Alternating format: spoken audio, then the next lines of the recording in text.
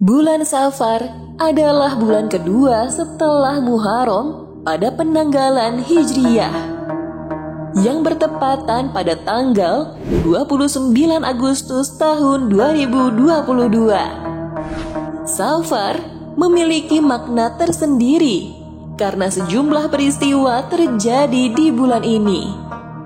Sehingga sebagai muslim harus mengingat sejarah Islam yang telah terjadi di dalam bulan ini. Di sisi sejarah yang dimiliki bulan ini, keutamaan bulan Safar juga penting untuk diketahui. Banyak amalan sunnah yang dapat dilakukan pada bulan Safar. Namun sayangnya, beberapa masyarakat menganggap bahwa bulan Safar adalah bulan penuh bala atau musibah. Sehingga amalan-amalan yang dilakukan tersebut bukan untuk mendapatkan pahala, namun untuk melindungi diri dari kesialan. Apa saja sih keutamaan bulan Safar? Mau tahu kelanjutannya? Silakan simak video ini sampai selesai. Dan jangan lupa like, komen, share, dan subscribe ya.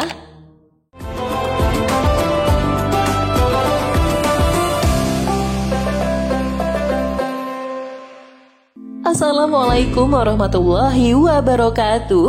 Halo sahabat kanal Pengetahuan Islam. Kali ini kita akan membahas inilah 10 keutamaan bulan Safar beserta daftar amalan sunnah yang dianjurkan. Beberapa tradisi dan amalan sunnah pun dilakukan oleh beberapa masyarakat, seperti kenduri, berpuasa, mandi Safar, dan lain sebagainya. Padahal dalam Islam tidak ada yang namanya bulan sial.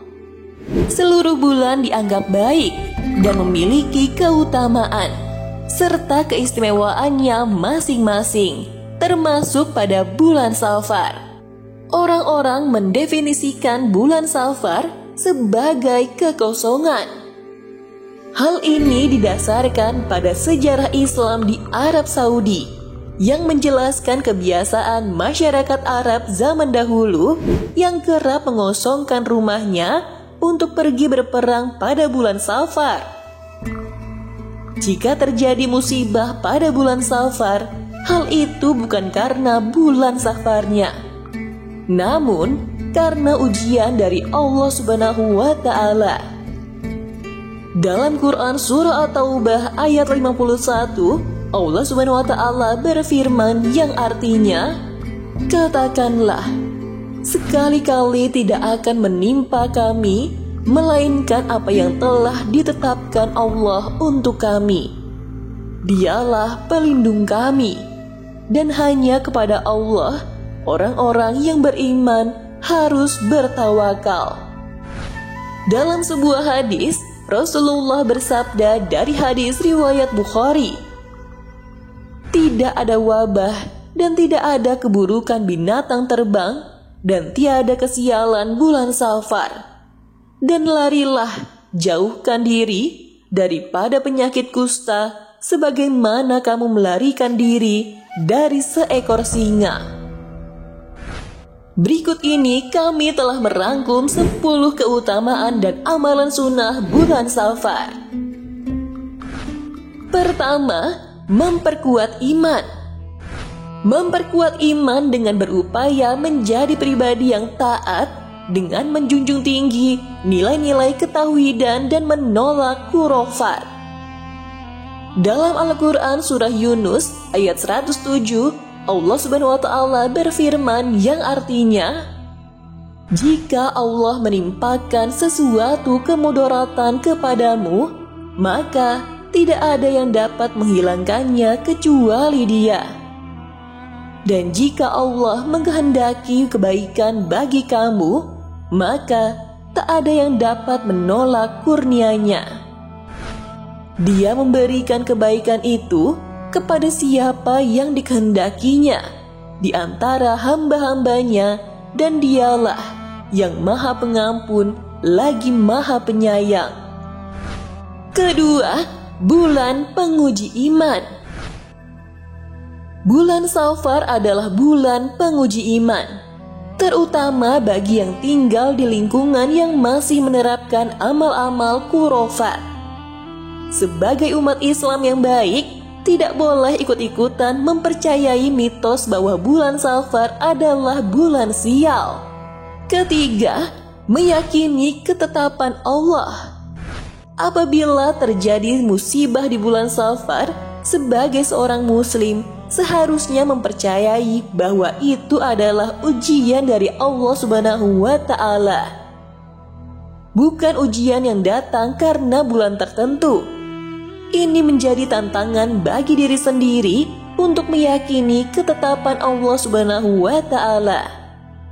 Keempat, menghindari hal yang menentang tauhid. Melatih diri untuk menjadi seseorang yang berpendirian dengan berpegang teguh pada Al-Quran dan As-Sunnah. Dengan itu, seseorang mengetahui jika hari Rabu terakhir di bulan Safar merupakan hari di mana Allah banyak menurunkan musibah. Akan tetapi, ini tidak berarti jika segala sesuatu yang sudah diniatkan pada hari tersebut dan lalu dibatalkan, maka terjadi karena musibah, tetapi terjadi karena niat untuk ibadah atau penyebab lain yang menjadi penyebab amal ibadah ditolak dalam Islam. Kelima, menjalankan aktivitas seperti biasa. Menjalani aktivitas seperti biasa di bulan Safar menjadi bukti bahwa kita tidak mempercayai khurafat. Rasulullah bersabda dari hadis riwayat Ahmad dan At-Tabrani. Keenam, meningkatkan takwa dan tawakal pada Allah Subhanahu wa Ta'ala. Meningkatkan ketakwaan, menjalani apa-apa yang diperintahkan Allah Ta'ala dan menjauhi larangannya, termasuk percaya pada hari sial tentu harus dihindari. Ketujuh, melakukan amal ibadah harian. Pada bulan Safar, lakukanlah ibadah yang dilakukan secara rutin di waktu yang sama, seperti sholat duha, witir, qobliyah, ba'diyah, puasa Senin Kamis tanpa memandang hari, dengan tujuan semata-mata mengharap ridho Allah. Kedelapan, memperbanyak istighfar. Dari Ibnu Abbas, Nabi Shallallahu Alaihi Wasallam bersabda dari hadis riwayat Abu Daud, barang siapa yang rajin beristighfar, maka Allah akan berikan jalan keluar setiap ada kesulitan. Allah berikan penyelesaian setiap mengalami masalah, dan Allah berikan rizki yang tidak disangka-sangka.